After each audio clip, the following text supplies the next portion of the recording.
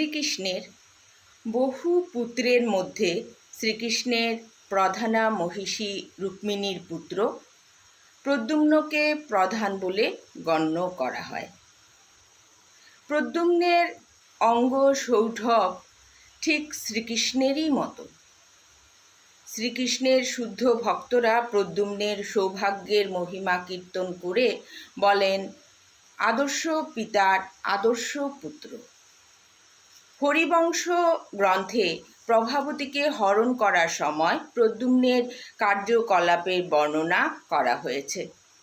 সেই সময় প্রভাবতীকে প্রদ্যুম্ন বলেন, হে প্রভাবতী, আমাদের পরিবারের প্রধান হচ্ছেন শ্রীকৃষ্ণ।